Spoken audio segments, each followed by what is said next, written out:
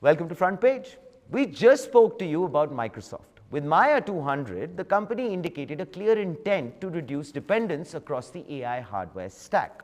But the story does not pause at silicon ownership, because while Microsoft is moving down the stack, Nvidia is moving upstream. The focus has moved from chips alone to factories, supply chains, and production capacity. And of course, Jensen Huang's posture reflects that very shift. The era of accommodation is giving way to one of consolidation. And this, ladies and gentlemen, sets the stage for the next phase of the contest. This is Front Page, and if you're ready, let us pull back the curtains on this development. Jensen Huang recently snapped. Nvidia is pouring another $2 billion into CoreWeave, and the critiques came out swinging. They dusted off their favorite conspiracy theory, which is the circular revenue loop.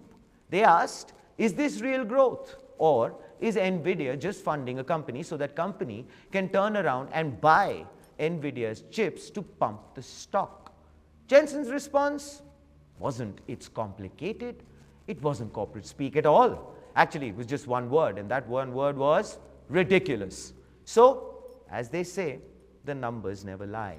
And they're right, because Nvidia is investing roughly $2 billion in CoreWeave at a reported price of $87.20 per share.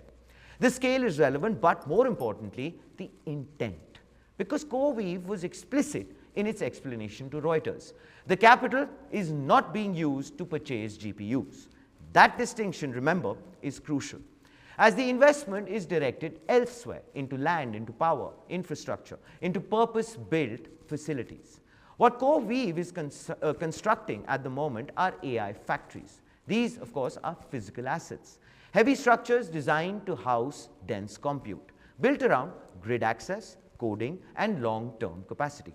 So in this phase of the AI cycle, chips alone are not enough, without buildings engineered to support them.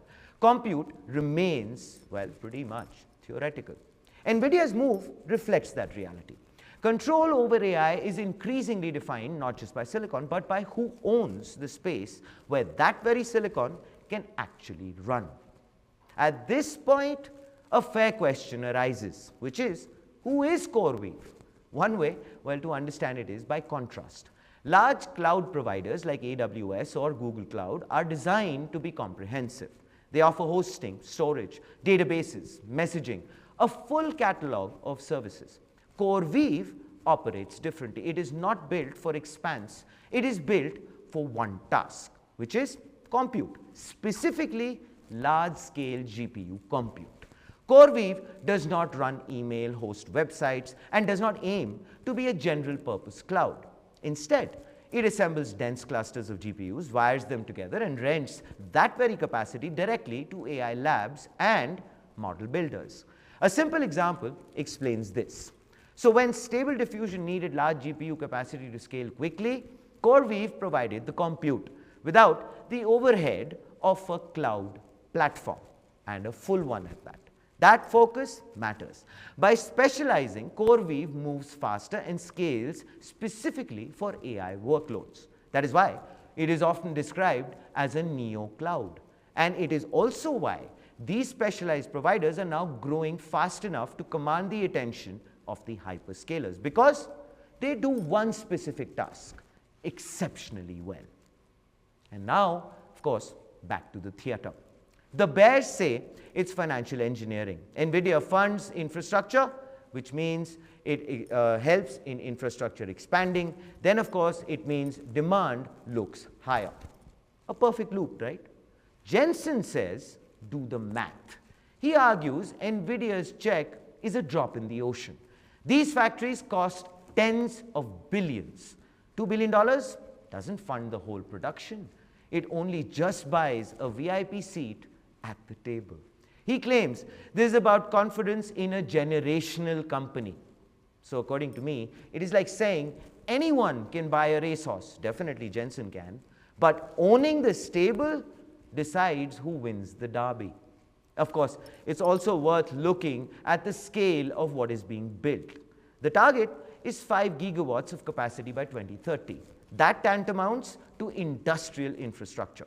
At that level, the challenge no longer remains racks and servers. It actually becomes about power availability, land acquisition, grid access, and cooling. These are considered long cycle constraints, which involve permits, utilities, and physical build-out. Nvidia's move reflects a very clear assessment. If the limiting factors for AI are electricity and real estate, then those constraints have to be addressed, and that too directly. And that is where the capital is now starting to go, which of course means that if we connect back to the Microsoft story we just covered, what's emerging is a split battlefield. These are two layers to this war. The first is silicon, which brings in Microsoft, Google, and Amazon, who are of course designing their own chips, Maia, Trainium, and TPUs to reduce dependence on Nvidia and push costs down, which is very, very important. That fight is about margins. Then of course there is the second layer, which is more physical. Factories, data centers, land, power. Buildings that can actually run these chips at scale. This is where Nvidia is starting to respond. By backing CoreWeave, Nvidia is ensuring that the fastest growing AI infrastructure is built around Nvidia hardware by default. A simple comparison helps. Think of electric cars. Some companies focus on building better batteries, others focus on building the charging network. You can of course own the best battery in the world. Without chargers, does it really matter? Microsoft wants to control the chip. Nvidia wants to control where that chip can realistically operate. CoreWeave sits in the middle, not a hyperscaler, not a chip maker, but a specialized operator, building the physical backbone that AI depends on. In that sense, this isn't chaos, it's a reorganization. The cloud giants are becoming chip companies, the chip leader is becoming an infrastructure power. And of course, here is the front page take. So let us look past Jensen getting mad, because what matters is not the emotion, but the direction where this is headed. Artificial intelligence has moved beyond experimentation into the phase of heavy industry. The constraint now is about energy, land, and the control over the physical systems that make scale possible, not so much about the code anymore. Now, of course, the point is whether this proves to be a masterstroke or an overreach. That time, I guess, will only tell. But what is certain is that the rules have definitely changed. And of course, some rules remain the same, which is to like, share, subscribe. This, ladies and gentlemen, is front page. And always remember, think AI, think AI am.